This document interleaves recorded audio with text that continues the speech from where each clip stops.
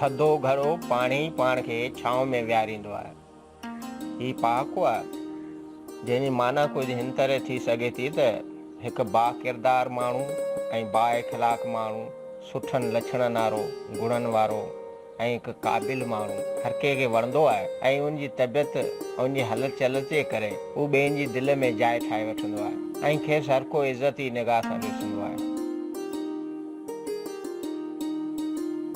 थोरो झल घोड़े खे ही हिकु चवणी आहे जंहिंजो मतिलबु इन तरह आहे त माण्हू खे सब्र खां कमु वठणु घुरिजे ऐं अजाई वजाई तकड़ न करणु घुरिजे, छो त तकड़ करण सां जेको ठहियलु कमु हूंदो आहे उहो फिटी वेंदो आहे या सही नमूने सां कोन थी सघंदो आहे। मतिलबु त सब्र कर, तकड़ न कर, भॼ कोन पई आहे, कमु थी वेंदो। थोरे खचे जझी बरकत, ही बि हिकु पहाको आहे। मतिलबु त माण्हू कारोबार अहिड़ो करे सोचे सम्झी कजे। माण्हू वरी चाहींदा आहिनि त जल्दी तरक़ी करियूं, शार्ट कट वठूं ऐं जाम इन्वेस्टमेंट करियूं पर असांखे प्रॉफिट बि ओतिरो मिले, जझी कमाई थिए। पर किन माण्हुनि जी वरी इहा राय हूंदी आहे त भई भले माण्हू जी कमाई थोरी थिए पर सुकून सां आराम सां माण्हू वेठो हुजे, टेंशन न हुजे, भले इन्वेस्टमेंट बि घणी हुजे ऐं कमाई थोरी हुजे पर अहिड़े कम या धंधे में हथु विझणु घुरिजे, छो त हिलाल कमाई या थोरी कमाई में घणी बरकत हूंदी आहे। इन करे ईअं चयो अथनि त थोरे खचे जझी बरकत।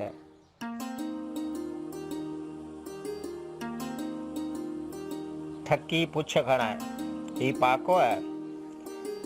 माना थकल ऐं पोड़ो ढोर पुछ खणाईंदो आहे। या हीअं बि खणी चइजी सघिजे थो त रिटायर माण्हू या हिकु सीनियर माण्हू खे वरी बि कुझु न कुझु सम्झाइणो पवंदो आहे, तॾहिं उन जी ॻाल्हि ज़हन में वेंदी आहे या को घस ॾेखारिणो पवंदो आहे ऐं उनखे मुकमल सम्झाइणी ॾिबी आहे, पोइ उहा ॻाल्हि सम्झी वेंदो आहे। तॾहिं ई चवंदा आहिनि त थकी पुछ खणाए।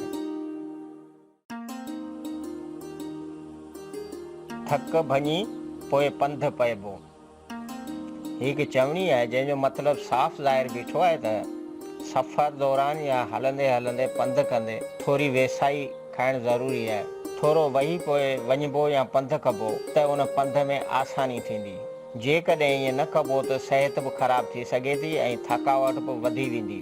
पर जेकॾहिं कुझु देरि साई पटे वरी पंधु कबो त तवील सफ़र बि आसानी सां करे सघिजे थो। इन करे चयो अथनि त थक भञी पोइ पंधु पइबो।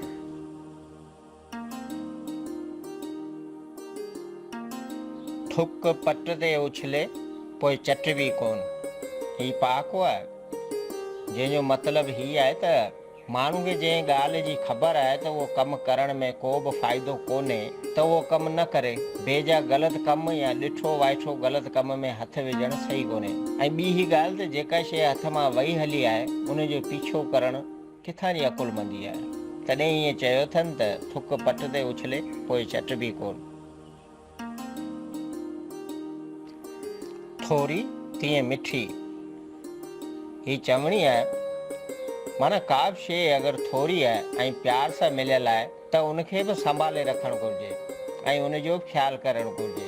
तॾहिं चवंदा आहिनि न थोरी आहे त बि सुठी आहे, थोरी हुजे पर सुठी हुजे। इन करे चयो अथनि थोरी तीअं मिठी, माना वणंदड़ सुठी।